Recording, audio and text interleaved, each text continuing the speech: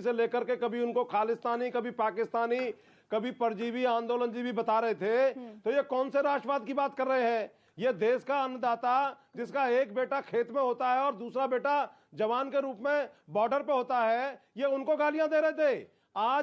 आज इनके जो बुरे दिन बीजेपी के चल रहे हैं वो इनके बड़बोले नेताओं के कारण चल रहे हैं, क्योंकि इन्होंने काम तो कुछ किया नहीं, अपने आप को बड़ा राष्ट्रवादी बताते हैं। ये सबसे बड़े धोखेबाज हैं। इस देश में आरएसएस और बीजेपी से बड़ा कोई राष्ट्रद्रोही तत्व नहीं हो सकता। ये भाई से भाई को लड़ाने की बात करते हैं। पाकिस्तान, कैराना, मुसलमान, हिंदू, गाय, राम, कृष्ण, इसके अलावा इनके पास कौन से विकास के मॉडल हैं?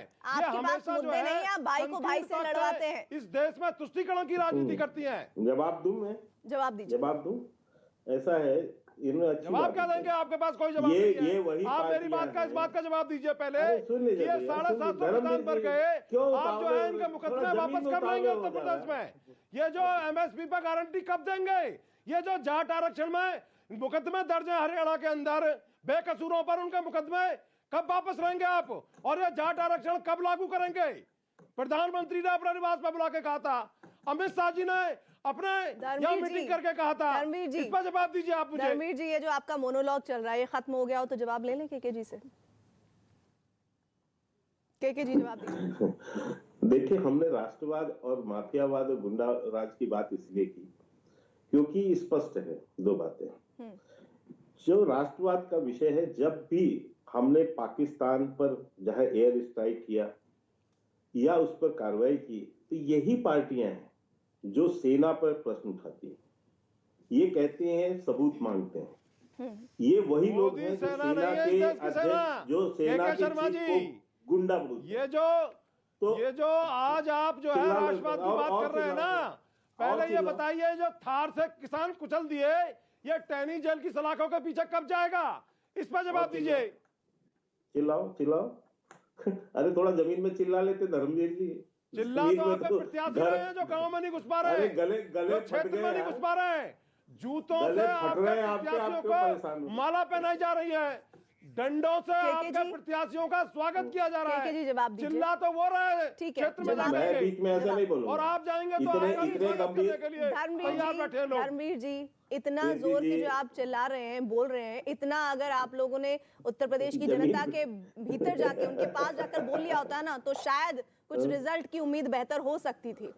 चलिए ऐसा है प्रीति जी, देखिए मैं इसलिए इतने महत्वपूर्ण विषय में इसलिए तैयार बैठी है। ठीक है। और आज ये जो अमित शाह गली गली घूम रहे हैं ना, योगी आदित्यनाथ गली गली घूम रहे हैं, एक विकेट तो इनका दिनेश शर्मा का गिर चुका है। चुनाव के वक्त में गली गली घूमना ज्यादा सही है या फिर अपने जाके घर में बैठना सही है? क्या सही है? राजनीति क्या बताती है? धर्मवीर जी, आप भी कमाल की बात कर रहे हैं। चुनाव के समय में चुनाव के उल्लंघन कर रहा है तो वो बीजेपी के लोग कर रहे हैं। चलिए उसका भी जवाब ले लेते हैं। निर्वाचन आयोग का भी जवाब ले लेते हैं। जो उन्होंने अपनी गाइडलाइन बनाई है कोरोना काल में, उसको खत्म करने का काम ये बीजेपी के लोग कर रहे हैं। मायावती जी इसीलिए सुनिए, मायावती जी पूरे प्रोटोकॉल निभाते हुए इसीलिए अपने घर में है ना, कि ना बाहर निकलेंगे ना कोरोना प्रोटोकॉल टूटेगा, चुनाव में जो होगा सो देखेंगे। आप जवाब ले लें। चली जाइएगा 2 तारीख को लखनऊ में कैमरा लेकर के, जवाब ले लें। आपको बड़ी कवरेज मिलेगी प्रीति जी। जवाब हाँ केके जी। प्रीति जी देखिए, ये क्या चुनाव लड़ेंगे, ये क्या जनता के बीच जाएंगे, क्या लोगों से घर घर जाके मिलेंगे?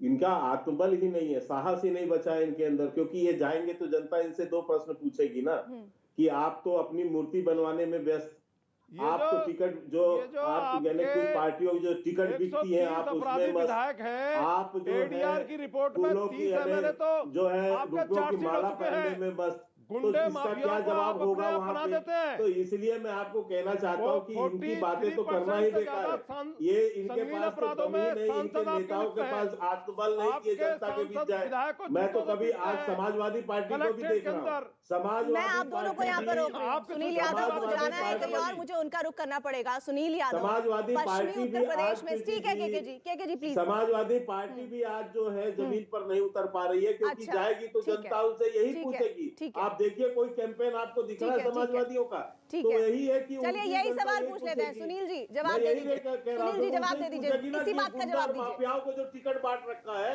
इनका क्या मैं आपके पास आ रही हूँ। सुनील जी देखिए क्या है प्रीति जी, वर्तमान में जो विधायक थे 325 भारतीय जनता पार्टी के, 156 अपराधी प्रवृत्ति के लोग थे, ये इनका एफिडेविट बताता है। मुख्यमंत्री के पर कितने आपराधिक मुकदमे थे, उप मुख्यमंत्री पर कितने आपराधिक मुकदमे थे, जियाउल-हक डिप्टी एसपी के हम आपके ज्ञान के लिए बता रहे ऑडियो प्लीज थोड़ा कम हैं। हम बीच कीजिए। में नहीं बोल रहे थे, ये गलत बात। आप सुनिए क्या होता है कि जब अपराधी ही साधु बनने की कोशिश करे तो क्या कहेंगे आप? और गायत्री की बलात्कारी गायत्री की पत्नी को आप जो है अमेठी से उतार रहे हैं, आपकी सुस्ता की बात कर रहे हैं। कौन बोल रहा है? धर्मेंद्र भारती जी कह रहे हैं, लेकिन धर्मेंद्र भारती जी जिसका कट्टा जितना भारी उसकी उतनी हिस्सेदारी, ये समाजवादी पार्टी का चाल चला है। गुंडों और माफियाओं की पार्टी चलाते हैं जी आप। प्लीज, मैं आखिरी बार आपसे गुजारिश कर रही हूँ, प्लीज आप बार बार दखल ना दीजिए दूसरे के बोलने में। हमारी लड़ाई इनसे नहीं है, हमारी लड़ाई भाजपा से है। भाजपा को हटाना है, इनका कोई अस्तित्व नहीं है, इनके बात का जवाब नहीं देंगे। हम केवल ये पूछना चाहते तभी हैं, आपने जो है ये कौन राष्ट्रवाद की बात कहीं कर का रहा है? ईंट कहीं का रोड़ा, भानुमति का कुंडवा। आज राष्ट्रवादी बनने की कोशिश कौन कर रहा है? वो गांधी के विचारधारा के लोग नहीं है, वो न ही अंबेडकर की विचारधारा के हैं और न ही चंद्रशेखर आजाद और भगत सिंह की विचारधारा के हैं। वो नाथूराम गोडसे की विचारधारा के हैं, जिन्होंने महात्मा गांधी की हत्या की थी। आजाद भारत का जो पहला आतंकी है उसके अनुयायी आज राष्ट्रवाद की बात कर रहे हैं। ये राष्ट्रवाद है आपका? राष्ट्रवादी किसको मानते हैं? अभी अपने टेनी को हटाया नहीं, गृह राज्य मंत्री बना रखा जिसने किसानों को कुचल दिया। ये राष्ट्रवाद है आपका? क्या है राष्ट्रवाद? केवल राष्ट्रवादी कह देने से आप राष्ट्रवादी नहीं हो जाएंगे।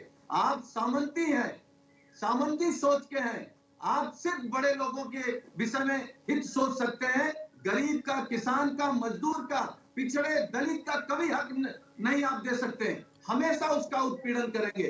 ये कौन सा राष्ट्रवाद है? लेकिन वो तो बता रहे हैं कि नाहिद हसन को आप टिकट देते हैं, नाहिद फिर वो राष्ट्रवादी कैसे नहीं हुए और आप कैसे राष्ट्रवादी हुए? नाहिद हसन कौन है? नाहिद हसन हमारा विधायक है, जनता ने चुना है। और हम कहते हैं कि जो राष्ट्रवादी ये तड़ी पार थे।